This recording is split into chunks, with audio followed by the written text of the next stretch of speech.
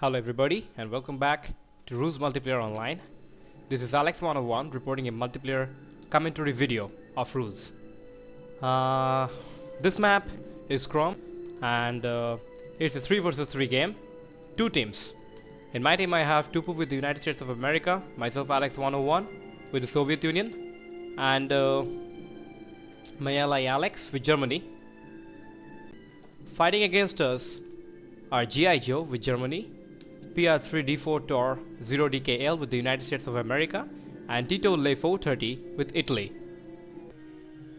The strategy for this game that we thought about was that we're going to go ahead and make some light infantry and anti-tanks and artillery, pretty much light units, and we're going to occupy these 2 cities. One is here called Prum and the second city is here called Saint Vith. And my ally Tupu was supposed to build an advanced base over here, and he was going to research Pershings. On successful completion of this strategy, we were supposed to go ahead and Tupu would have continued producing Pershing tanks or super heavy tanks. Alex would go to a lot of bombers, and I will rather go for heavy artillery from the prototype bases.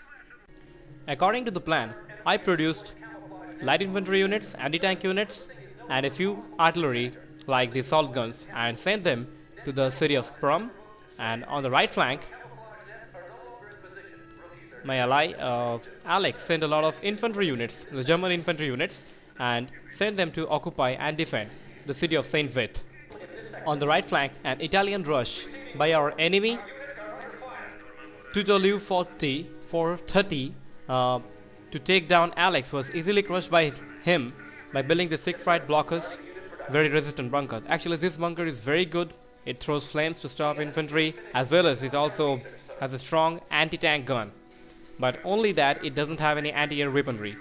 Apart from just sticking to our main objectives, we also tried harassing the enemy units in this zone in case they come and try to occupy these 2 cities.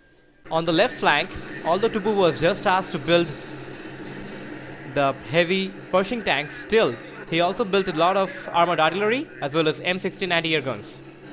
And the artillery opened fire at the base of the opponent. On the left flank, seeing Tupu destroying a lot of units as well as some structures, our opponent G.I. Joe tried to mash out his artilleries using air attack. But little did he know that Tupu also had a lot of M16 anti-airs. As you can see, he easily crushed down his air attacks using his M16s.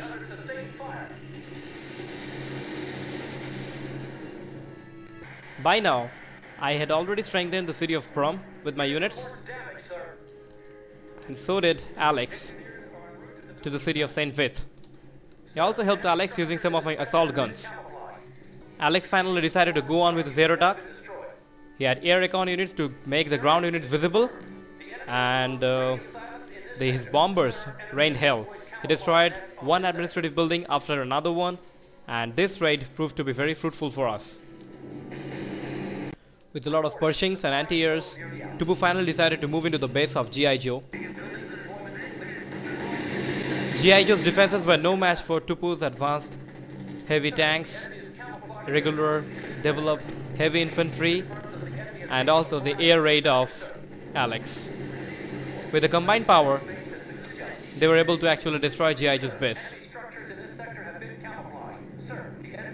At this particular point, Tito Le 430 surrenders, and we are just left with 2 of the opponents.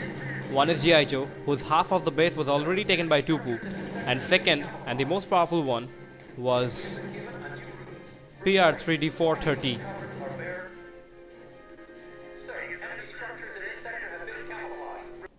Now my allies asked me to go ahead and produce a lot of administrative buildings, and so that they could carry out their attacks tension free and with a lot of resources already to their budget. Finally, fed up with the air and the ground attacks, G.I. Joe surrendered and he left the game, and we were just left out with only one opponent, PR3D4 Tor 0DKL.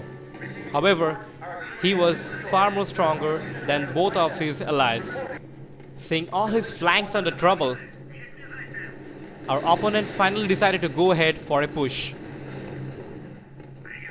Although he was continuously under pressure and under attack from all the fronts, still he was able to actually go ahead and defeat Tupu's Pershing tanks, artillery and infantry, as well as to withstand the air raid of Alex. He actually managed to take down the remaining of Tupu's defenses and army and go ahead and destroy his advanced base.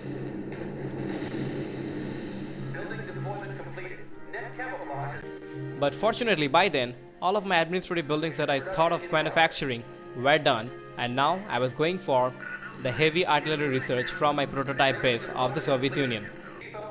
Tupu's fake tank assault strategy played good and baffled the opponent for a while and allowed Alex a chance to go ahead and launch a massive air raid on his troops, destroying almost all of them. With about 5 or 6 or 8 heavy artillery, I decided to go ahead and start my barrage on the base exactly opposite to ours.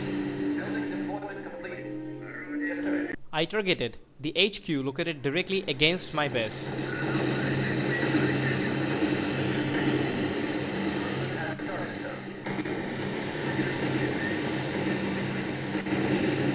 The barrage continued.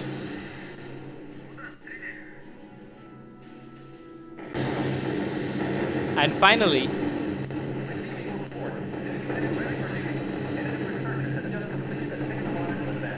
I was able to take down his HQ.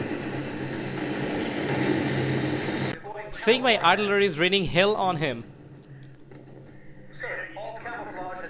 my opponent decided to move his bunch of units towards the city of Prum. But I kept firing barrages on his units and destroying them too. My artillery barrage was also supported by Alex's heavy air raid. At this point, the opponent was sure he was never going to win this battle. After a while, I targeted his main base with my heavy artilleries, and finally he decided to surrender. A very good game to my opponents, especially PR3D440 DKL. He was the best of them. My allies supported me also nicely, and this was a teamwork. Thanks for watching. If you liked the video, don't forget to comment, rate and subscribe. Thank you very much.